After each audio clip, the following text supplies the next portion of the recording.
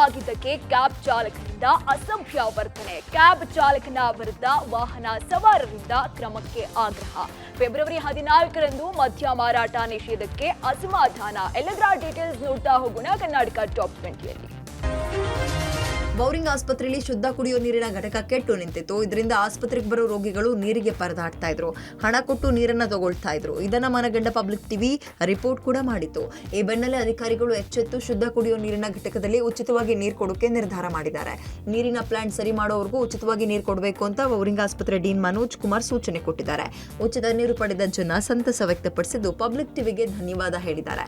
ಈ ಬಗ್ಗೆ ಮಾತನಾಡಿದ ಆಸ್ಪತ್ರೆ ಇನ್ಚಾರ್ಜ್ ನೀಲುಘಾರ್ ಬೇಗಂ, ಕೆಟ್ಟಿರೋ ಪ್ಲಾಂಟ್ ಅನ್ನ ಸರಿ ಮಾಡ್ತೀವಿ, ಅಲ್ಲಿವರೆಗೂ ಉಚಿತವಾಗಿ ನೀರು ಕೊಡ್ತೀವಿ, ನೀರಿನ ಸಮಸ್ಯೆ ಆಗದಂತೆ ಎಚ್ಚರಿಕೆ ವಹಿಸ್ತೀವಿ ಅಂದ್ರು. ಆರೋ ಪ್ಲಾಂಟ್ ಕೆಟ್ಟೋಗಿರೋದು ನಿನ್ನೆಯಿಂದ, ಅದನ್ನ ರಿಪೇರಿ ಆಗೋವರೆಗೂ ಬೇರೆ ಪಬ್ಲಿಕ್ಗೂ ಫ್ರೀ ಆಗಿ ಕೊಡಿ ಅಂತ ನಮ್ಮ ಹೈಯರ್ ಅಧಿಕಾರಿಗಳಾದ doctor dean Manoj Kumar sir ಆಗ್ಲಿ ಮತ್ತೆ ಸೂಪರ್ಡೆಂಟ್ ಕೆಂಪರಾಜು ಸರ್ ಆಗ್ಲಿ ಆದೇಶ ಹೊರಡಿಸಿದ್ದಾರೆ ಸರ್. ಸೊ ಇವತ್ತಿಂದ ಅದು ಫುಲ್ ಫ್ರೀ ಆಗಿ ಸಿಗತ್ತೆ. ಬೆಂಗಳೂರಿನಲ್ಲಿ ಮತ್ತೊಂದು ರೋಡ್ ರೇಜ್ ಪ್ರಕರಣ ಬೆಳಕಿಗೆ ಬಂದಿದೆ. ಕಾರ್ ಟಚ್ ಆಗಿದ್ದಕ್ಕೆ ಕ್ಯಾಬ್ ಡ್ರೈವರ್ ಅಸಭ್ಯ ವರ್ತನೆ ತೋರಿದ್ದಾನೆ. ಹೆಬ್ಬಾಳ ಫ್ಲೈಓವರ್ ಮೇಲೆ ನಿನ್ನೆ ರಾತ್ರಿ 2 ಕಾರುಗಳ ನಡುವೆ ಟಚ್ ಆಗಿತ್ತು. ಈ ವೇಳೆ ಕ್ಯಾಬ್ ಚಾಲಕ ಕಾರಿನಿಂದ ಇಳಿದು ಮತ್ತೊಂದು ಕಾರಿನವರ ಜೊತೆಗೆ ಗಲಾಟೆ ಮಾಡಿದ್ದಲ್ಲದೆ ಅಸಭ್ಯವಾಗಿ ವರ್ತಿಸಿ ಹಲ್ಲೆಗೆ ಮುಂದಾಗಿದ್ದಾನೆ. ಬಳಿಕ ಕ್ಯಾಬ್ನ ಚಾಲಕ ಪ್ಯಾಂಟನ್ನ ಬಿಚ್ಚಲಿಕ್ಕೆ ಮುಂದಾಗಿದ್ದು, ಕ್ಯಾಬ್ ಚಾಲಕನ ವಿಕೃತಿಗೆ ಇತರೆ ವಾಹನ ಸವಾರರು ಆಕ್ರೋಶ ವ್ಯಕ್ತಪಡಿಸಿದ್ದಾರೆ.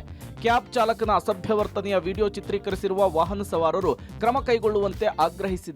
ಘಟನೆಯ ಸಂಬಂಧ ಕೊಡಿಗೇಹಳ್ಳಿ ಪೊಲೀಸ್ ಠಾಣೆಯಲ್ಲಿ ಪ್ರಕರಣ ದಾಖಲಾಗಿದೆ. ಬಾರ್ ಪಬ್ನಲ್ಲಿ ವ್ಯಾಲೆಂಟೈನ್ಸ್ ಡೇ ಆಚರಿಸೋಕೆ ಪ್ಲಾನ್ ಮಾಡಿದ್ದ ಲವ್ ಬರ್ಡ್ಸ್ಗಳಿಗೆ ಪೊಲೀಸ್ ಇಲಾಖೆ ನಿರಾಸೆ ಮೂಡಿಸಿದೆ.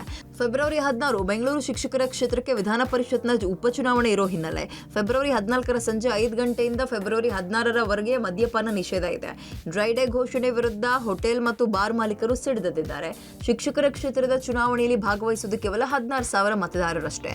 ಶಿಕ್ಷಕರ ಕ್ಷೇತ್ರದಲ್ಲಿ ಎಲ್ಲಾ ವಿದ್ಯಾವಂತರೇ ಇರೋ ಕಾರಣ ಸಮಸ್ಯೆ ಆಗಲ್ಲ. ಸದ್ಯದ ಆದೇಶದಿಂದ ರಾಜ್ಯ ಸ್ವಸಂಗ್ರಹಕ್ಕೆ ಸಮಸ್ಯೆ ಆಗುತ್ತೆ. 4 ದಿನ ಮಾರಾಟ ಸ್ಥಗಿತ ಮಾಡೋದ್ರಿಂದ ಬೆಂಗಳೂರಿನಲ್ಲೇ 300 ಕೋಟಿ ಲಾಸ್ ಆಗುತ್ತೆ. ಸರ್ಕಾರ ಈ ಬಗ್ಗೆ ಚಿಂತನೆ ಮಾಡದಿದ್ರೆ ನಷ್ಟ ಅನುಭವಿಸಬೇಕಾಗುತ್ತೆ. ಕೂಡಲೇ ನಿಯಮವನ್ನು ಸಡಿಲಗೊಳಿಸಿ ಅಂತ ಹೋಟೆಲ್ ಅಸೋಸಿಯೇಷನ್ ಮನವಿ ಮಾಡಿದೆ. ಪ್ರಧಾನಿ ಮೋದಿಯ ಆರ್ಥಿಕ ನೀತಿಯನ್ನ ಟೀಕಿಸ್ತಾ ಇರುವ ಆರ್ಬಿಐನ ಮಾಜಿ ಗವರ್ನರ್ ರಘುರಾಮ್ ರಾಜನ್ ಅವರನ್ನ ಕರ್ನಾಟಕದಿಂದ ರಾಜ್ಯಸಭೆಗೆ ಕಳುಹಿಸಲು ಕಾಂಗ್ರೆಸ್ ಮುಂದಾಗಿದೆ ಎನ್ನಲಾಗ್ತಾ ಇದೆ. ಕಾಂಗ್ರೆಸ್ಗೆ 3 ಸ್ಥಾನ ಇರುವ ಕರ್ನಾಟಕಕ್ಕೆ ಸೋನಿಯಾ ಗಾಂಧಿ ಅವರನ್ನ ಕರೆತರುವ ಪ್ರಯತ್ನವನ್ನ ರಾಜ್ಯ ಕೈ ನಾಯಕರು ಮಾಡ್ತಾ ಇದ್ದಾರೆ. ಆದರೆ ಸೋನಿಯಾ ಬದಲಿಗೆ ರಘುರಾಮ್ ರಾಜನ್ ಅವರನ್ನ ಅಖಾಡಕ್ಕಿಳಿಸಲು ಎಐಸಿಸಿಯಿಂದ ಸಿದ್ಧತೆ ನಡೆದಿದೆ ಅಂತ ಹೇಳಲಾಗ್ತಾ ಇದೆ. ರಘುರಾಮ್ ರಾಜನ್ ಜೊತೆಗೆ ಎಐಸಿಸಿ ಮಟ್ಟದಲ್ಲಿಯೇ ಮಾತುಕತೆ ನಡೆದಿದ್ದು, ಅವರು ಇದುವರೆಗೂ ಪೂರ್ಣ ಪ್ರಮಾಣದ ಒಪ್ಪಿಗೆಯನ್ನು ಕೊಟ್ಟಿಲ್ಲ ಎನ್ನಲಾಗಿದೆ. ಆದರೆ ರಘುರಾಮ್ ರಾಜನ್ ಅವರನ್ನ ರಾಜ್ಯಸಭೆಗೆ ಕಳುಹಿಸುವ ಲೆಕ್ಕಾಚಾರದಲ್ಲಿ ಕಾಂಗ್ರೆಸ್ ನಾಯಕರು ಮನವೊಲಿಕೆ ಮಾಡ್ತಿದ್ದಾರೆ ಎನ್ನಲಾಗಿದೆ. ರಘುರಾಮ್ ರಾಜನ್ ಒಪ್ಪಿದ್ರೆ ಕರ್ನಾಟಕದಿಂದಲೇ ರಾಜ್ಯಸಭೆಗೆ ಕಳುಹಿಸುವಂತಹ ಸಾಧ್ಯತೆ ಹೆಚ್ಚಿದೆ. ಸುತ್ತೂರು ಜಾತ್ರಾ ಮಹೋತ್ಸವದ ಹಿನ್ನೆಲೆಯಲ್ಲಿ ಕೇಂದ್ರ ಗೃಹ ಸಚಿವ ಅಮಿತ್ ಶಾ ಅವರು ಇವತ್ತು ಮೈಸೂರಿಗೆ ಬರ್ತಾ ಇದ್ದಾರೆ. ರಾತ್ರಿ 10:50ಕ್ಕೆ ಮೈಸೂರಿಗೆ ದೆಹಲಿಯಿಂದ ಬಂದಿಳಿಯಲಿರುವ ಅಮಿತ್ ಶಾ ಖಾಸಗಿ ಹೋಟೆಲ್ನಲ್ಲಿ ವಾಸ್ತವ್ಯ ಹೂಡಲಿದ್ದಾರೆ.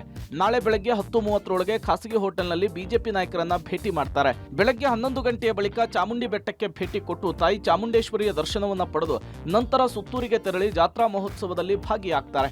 ಬಳಿಕ ನಾಳೆ ಸಂಜೆ 3:30ರಿಂದ 4:30 ತನಕ ಮೈಸೂರು ಕ್ಲಸ್ಟರ್ಗೆ ಬರುವಂತಹ ಮೈಸೂರು, ಚಾಮರಾಜನಗರ, ಮಂಡ್ಯ ಹಾಗೂ ಹಾಸನ ಲೋಕಸಭಾ ಕ್ಷೇತ್ರಗಳ ಸಿದ್ಧತೆಯ ಬಗ್ಗೆ ಮಹತ್ವದ ಸಭೆಯನ್ನ ನಡೆಸಲಿದ್ದಾರೆ.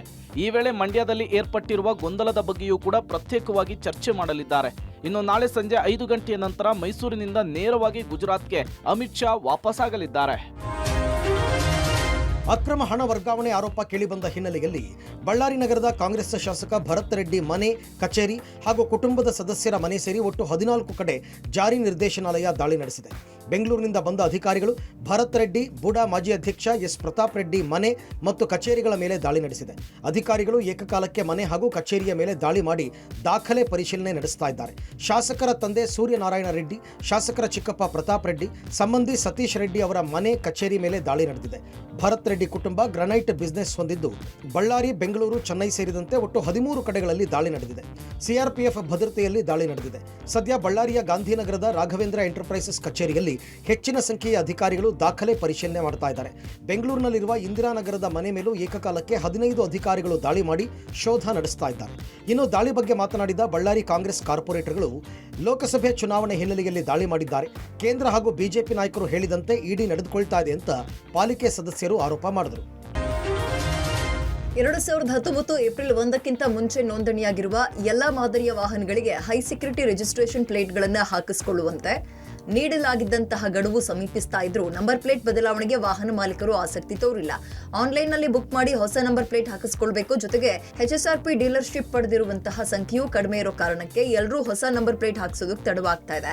HSRP ಹಾಕಿಸೋಕೆ ಸಾರಿಗೆ ಇಲಾಖೆ 2023 ನವೆಂಬರ್ 17ರ ಗಡುವು ಕೊಟ್ಟಿತ್ತು. ಆದರೆ ವಾಹನ ಮಾಲೀಕರು ನಿರಾಸಕ್ತಿ ತೋರಿಸಿದ ಹಿನ್ನೆಲೆ 2024ರ ಫೆಬ್ರವರಿ 17ರವರೆಗೆ ವಿಸ್ತರಣೆ ಮಾಡಲಾಗಿತ್ತು. ನಿಗದಿಪಡಿಸಿರುವ ಗಡುವು ಅಂತ್ಯ ಆಗೋಕೆ ಇನ್ನು 7 ದಿನ ಅಷ್ಟೇ ಬಾಕಿ ಇದೆ. ಆದರೆ ಇಲ್ಲಿವರೆಗೂ 10 ಲಕ್ಷ ವಾಹನಗಳಿಗಷ್ಟೇ HSRP ನಂಬರ್ ಪ್ಲೇಟ್ ಹಾಕಿಸಿಕೊಂಡಿದ್ದಾರೆ. RTO ನೋಂದಣಿ ಪ್ರಕಾರ ರಾಜ್ಯದಲ್ಲಿ 2.15 ಕೋಟಿ ಹಳೆ ವಾಹನಗಳಿದೆ. 2019ರಿಂದ ಹಿಂದಿನ 15 ವರ್ಷದಲ್ಲಿ ನೋಂದಣಿಯಾಗಿರುವ ವಾಹನಗಳ ಲೆಕ್ಕ ತಗೊಂಡ್ರೆ ಅಂದಾಜು 1.70 ಕೋಟಿ ವಾಹನಗಳಿದೆ. ಅವಧಿ ವಿಸ್ತರಣೆ ಮಾಡಿದ್ರೂ ವಾಹನ ಮಾಲೀಕರು ಎಚ್ಚೆತ್ತುಕೊಂಡಿಲ್ಲ. ಹೀಗಾಗಿ ಗಡುವು ಫೆಬ್ರವರಿ 17ಕ್ಕೆ ಮುಗಿತಾ ಇದೆ. ಅಷ್ಟರಲ್ಲಿ ಹಾಕಿಸಿಕೊಳ್ಳಿಲ್ಲ ಅಂದ್ರೆ ಸಂಚಾರಿ ಪೊಲೀಸರು ಹಾಗೂ RTO ಅಧಿಕಾರಿಗಳು ಜಂಟಿಯಾಗಿ ದಂಡ ವಿಧಿಸುವ ಪ್ರಕ್ರಿಯೆ ಆರಂಭಿಸುವ ಚಿಂತನೆಯಲ್ಲಿದ್ದಾರೆ. ಕೆಲ ದಿನಗಳ ಹಿಂದೆ ಟೊಮೆಟೊ, ಈರುಳ್ಳಿ ಶತಕ ಬಾರಿಸಿದ್ವು. ಆದ್ರೀಗ ಗ್ರಾಹಕರಿಗೆ ಬೆಳ್ಳುಳ್ಳಿ ಶಾಕ್. ಬೆಳ್ಳುಳ್ಳಿ ಕೆಜಿಗೆ 100 ಅಲ್ಲ 200 ಅಲ್ಲ, ಬರೋಬ್ಬರಿ 1/2,000ವಾಗಿದೆ. ರಸಂ, ಸಾಂಬಾರ್, ಗೋಬಿ, ನಾನ್ ವೆಜ್ ಹೀಗೆ ಟೇಸ್ಟಿಯಾದ ಅಡುಗೆ ಬೇಕಾದ್ರೆ ಬೆಳ್ಳುಳ್ಳಿ ಬೇಕೇ ಬೇಕು. ಬೆಳ್ಳುಳ್ಳಿ ಹಾಕೋದ್ರಿಂದ ಈ ಅಡುಗೆಗಳ ಟೇಸ್ಟ್ ಸಖತ್ತಾಗಿರುತ್ತೆ. ಮಾರ್ಕೆಟ್ನಲ್ಲಿ ಬೆಳ್ಳುಳ್ಳಿ ಸೌಂಡ್ ಸಿಕ್ಕಾಪಟ್ಟೆ ಜೋರಿದ್ದು ಬೆಳ್ಳುಳ್ಳಿ ಬೆಲೆಗೆ ಏರಿಕೆಗೆ ಪ್ರಮುಖ ಕಾರಣವೇ ಈ ವರ್ಷ ಸರಿಯಾಗಿ ಮಳೆ ಆಗದೇ ಇರೋದು. ಅಕಾಲಿಕ ಮಳೆ, ಹವಾಮಾನ ವೈಪರೀತ್ಯದ ಹಿನ್ನೆಲೆ ಪೂರೈಕೆಯಲ್ಲಿ ವ್ಯತ್ಯಯ ಆಗಿದೆ. ಎಷ್ಟು ದಿನಗಳ ಕಾಲ ನಾಸಿಕ್, ಪೂನಾದಿಂದ ಬರ್ತಾ ಇದ್ದ ಬೆಳ್ಳುಳ್ಳಿಯ ರಫ್ತು ಕಡಿಮೆ ಆಗಿದೆ. ರಾಜ್ಯದಲ್ಲಿ ಬೆಳಗಾವಿ ಭಾಗದಿಂದ ಬರುವ ಬೆಳ್ಳುಳ್ಳಿ ಕೂಡ ಕಡಿಮೆ ಆಗಿದ್ದು, ಹೀಗಾಗಿ ಬೆಳ್ಳುಳ್ಳಿ ಒಗ್ಗರಣೆ ಘಾಟು ಜೋರಾಗಿದೆ. ಬೆಳ್ಳುಳ್ಳಿ ಹೊಸ ಬೆಳೆ ಬರೋವರೆಗೂ ರೇಟ್ ಕಡಿಮೆ ಆಗೋ ಸಾಧ್ಯತೆ ಇಲ್ಲ. ಇದರಿಂದಾಗಿ ಗೃಹಿಣಿಯರು ಅರ್ಧ ಕೆಜಿ 1 ಕೆಜಿ ಕೊಳ್ಳೋ ಕಡೆ 100 ಗ್ರಾಮ್ 200 ಗ್ರಾಮ್ ತಗೊಂಡು ಸುಮ್ಮನಾಗ್ತಾ ಇದ್ದಾರೆ. ಏನು ಎಲ್ಲದಕ್ಕೂ ಬಳಕೆ ಮಾಡ್ತೀವಿ ನಾವು, ಅದರಿಂದ ಕಮ್ಮಿ ಆಗಬೇಕು ಅಂತ ನಾವು ಅನ್ಕೋತಾ ಇದ್ವಿ. ಎಲ್ಲ ಸಾರಿಗೆ ಎಲ್ಲದಕ್ಕೂ ಬೇಕೇ ಬೇಕಾಗುತ್ತಲ್ವಾ. ಈಗ ನಾನ್ ವೆಜ್ ಜಾಸ್ತಿ ತಿಂತಾರೆ, ಅವ್ರಿಗೂ ಎಲ್ಲ ಬೆಳ್ಳುಳ್ಳಿ ಬೇಕೇ ಬೇಕಾಗುತ್ತೆ. ಅದರಿಂದ ಒಂದು ಸ್ವಲ್ಪ ಕಮ್ಮಿ ಆಗಬೇಕು ಅಂತ ನಾವು ಕೇಳ್ಕೊತೀವಿ. 4 ತಿಂಗಳು ಮುಂಚೆ ಮಳೆ ಬಂದು ಅದಾಗ ಸರ್ ಎಲ್ಲ ಫಸಲಿಲ್ಲ ಹಾಳಾಗಿದೆ. ಅದು ಸಹ ಈ ಥರ ಬೆಲೆ ಆಗಿದೆ. ಈಗ ಹೊಸ ಬಂದಿದೆ, ಆಲ್ಮೋಸ್ಟ್ ಕಮ್ಮಿ ಆಗ್ಬೋದು. ಕೆಜಿ ತೊಗೊಳ್ಳೋರು 1/4 ಕೆಜಿ ತೊಗೊಳ್ತಾರೆ, 1/4 ಕೆಜಿ ತೊಗೊಳ್ಳೋರು 100 ಗ್ರಾಮ್ ತೊಗೊಳ್ತಾರೆ. ಆ ಥರ ಆಗಿದೆ ಬೆಲೆ.